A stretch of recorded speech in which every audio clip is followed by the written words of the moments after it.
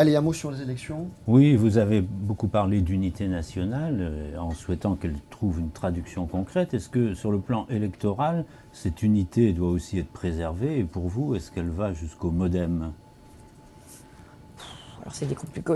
Sur l'unité nationale, vous avez compris que pour moi, ça voulait dire aussi écouter l'opposition un peu.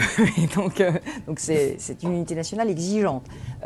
Sur les élections, moi je crois qu'aujourd'hui, il faut se retrouver sur des projets. Voilà. Et que les Français en ont un petit peu assez de la cuisine, de la tambouille partisane. Donc moi, je conçois les élections comme un qui même me suivent ou qui aiment mes idées et me suivent. C'est peut-être le moment de tendre la main à Modem et à François Bayrou. Mais c'est pas comme ça que je le conçois, là encore. C'est pas de parti à parti. Et vous êtes prêt à travailler avec eux s'il y a un accord? Ah mais moi je suis prête à travailler avec tout le monde, s'il y a un accord sur un projet. Moi je pense qu'aujourd'hui on a besoin de se rassembler. Et je pense qu'il y a un certain nombre de personnes au Parti Socialiste qui pensent, sans le dire, la même chose que moi, y compris sur les questions de sécurité, y compris sur les questions de prison, y compris sur le retour des djihadistes, et y compris sur la loi Macron. Donc la vérité, c'est qu'aujourd'hui, c'est les réformateurs, ceux qui veulent avancer, ceux qui veulent vraiment une grande loi bouclier qui protège la France et qui à la fois la dynamise économiquement, la dynamise socialement et la protège en matière de sécurité, tout cela, ils doivent se mettre autour de la table et y travailler. Vous êtes responsable à l'UMP des négociations pour les régionales. Quel pronostic? Et du projet surtout. Et du projet.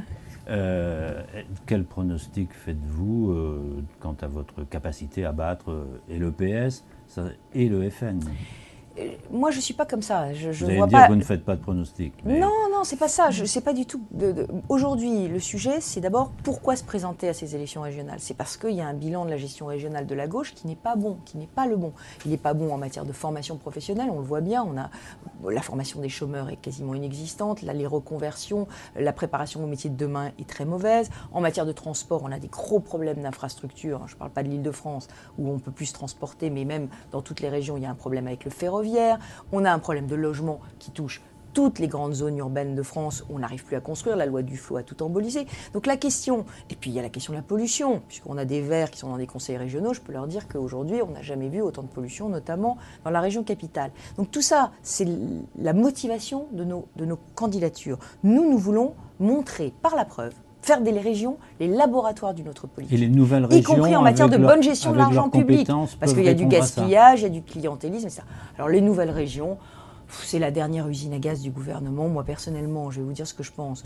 Je pense que sur ces nouvelles régions, à part sans doute la Normandie, où vraiment il y avait une vraie logique à fusionner, une envie minoritaire toujours, hein, parce que chez les Normands c'est très compliqué. Je sais parce que j'ai jamais réussi à mettre ensemble l'université de Rouen et l'université de Caen.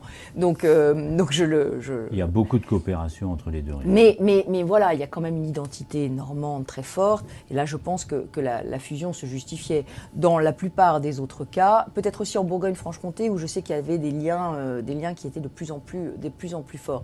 Mais si on enlève ces deux cas de figure, le sentiment que j'ai, c'est que cette réforme est totalement bricolée. On va marier des gens qui ne savaient même pas qu'ils s'aimaient, si vous me permettez cette expression, et qui ne se sentaient pas du tout proches. Donc le sujet de cette réforme territoriale, c'est que c'est encore de l'ingénierie administrative et des complexités à gérer. Il va falloir promettre à tous les personnels une harmonisation des statuts, il va falloir l'organiser. Est-ce que c'est vraiment donc ça va coûter?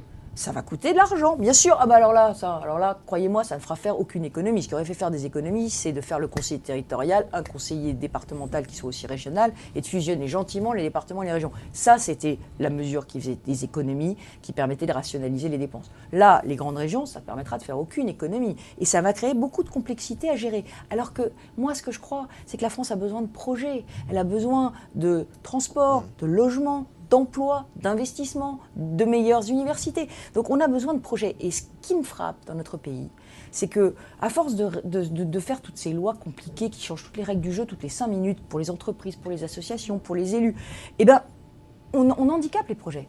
Parce qu'on passe notre temps à faire de l'ingénierie. Les rythmes scolaires. Je ne suis pas contre le fait qu'on réfléchisse sur les rythmes scolaires, mais on a mis une énergie à faire cette réforme qu'on ne met plus dans l'apprentissage des fondamentaux. Forcément, les professeurs, ils sont en train d'organiser le temps de travail. Ils ne peuvent pas être en plus en train d'organiser l'acquisition des fondamentaux. Donc arrêtons toutes ces réformes qui ne s'en sont pas, qui ne sont pas des réformes, des vraies réformes de structure, et concentrons-nous sur les résultats des politiques publiques. Ça nous changera.